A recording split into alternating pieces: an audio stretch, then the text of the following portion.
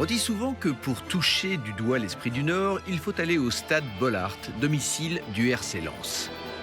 Contrairement au PSG, le RC Lens n'a pas de Neymar sur la pelouse ou de Beyoncé dans les gradins, mais en revanche, ils ont les meilleurs supporters du monde.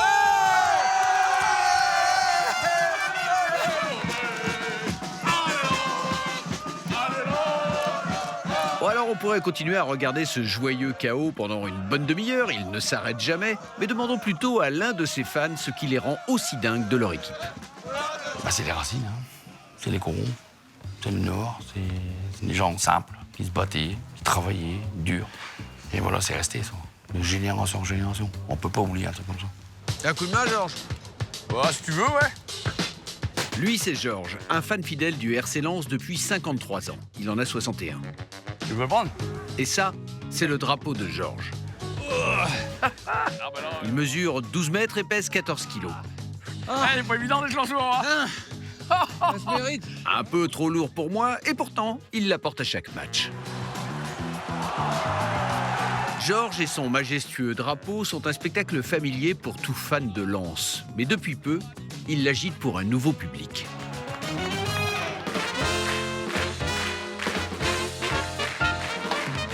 Bienvenue dans Stadium, une pièce de théâtre encensée par la critique dans laquelle 53 authentiques supporters du RC Lens partagent leurs liens personnels avec l'équipe. Même la mascotte grincheuse. Le plus dur, quand tu rentres chez toi le soir et que ta fille te demande « Papa, c'est quoi ton métier ?» Par exemple, il y a Yvette, 85 ans, matriarche de 3 générations de supporters dont la fille raconte la dernière visite de mamie à une voyante. Alors elle lui a dit quand elle allait mourir? On a oublié de demander.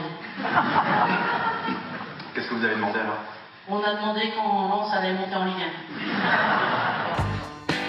La pièce donne la parole à ceux qui sont généralement vus, mais pas entendus. C'est surtout un peu justement pour montrer que le foot, c'est pas que le foot pour l'équipe, c'est aussi tout ce qu'il y a derrière les supporters en fait. Les gens n'ont pas toujours une bonne image de ce que sont les ch'tis. Au-delà des apparences, c'est vraiment montrer le côté humain des supporters. Le moment le plus poignant de la soirée est sans aucun doute celui où Georges hisse son drapeau, cousu pour lui par sa mère disparue. Moi, c'est ma propre histoire, c'est le drapeau. Moi, la chance que j'ai, c'est que je parle pas. J'ai juste à balayer mon drapeau et les gens, ils pleurent.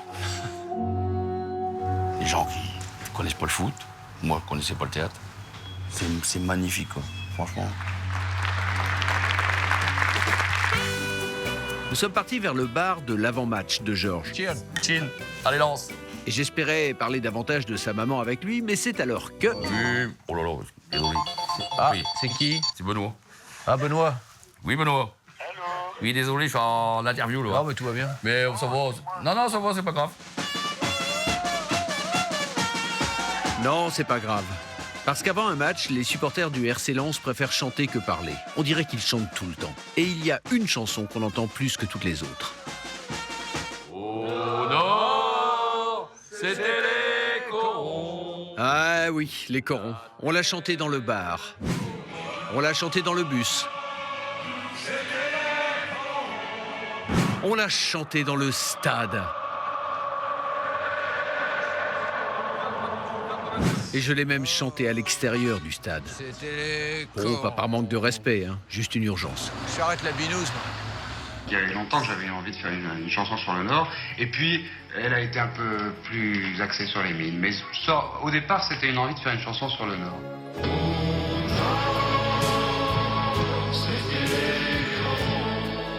Écrite en 1982, Les Corons de Pierre Bachelet est devenue un hymne officieux du Nord. Cette ode aux mineurs évoque un monde où les hommes menaient une vie difficile et où tous les aspects de la communauté vous renvoyaient au charbon, même le foot. Il y avait une très grande fraternité entre les mineurs et l'équipe de Lens. C'était à l'époque un moyen de sortir de la mine. Parce que par exemple, un gars que tout le monde connaît, Raymond Coppa, eh bien, il a commencé comme mineur. Et c'est là qu'il a perdu une phalange.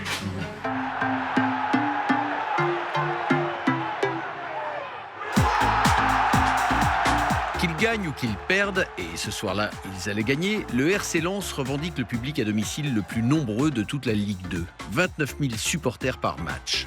Clairement, les supporters des 100 et or seront toujours là pour leur équipe. Et à mon humble avis, en faisant toujours un tout petit peu trop de bruit. Parce qu'avec les tambours, les trompettes, là... Non, ça va. Ça passe. Il suffit de vous abonner, vous allez voir. Que du bonheur.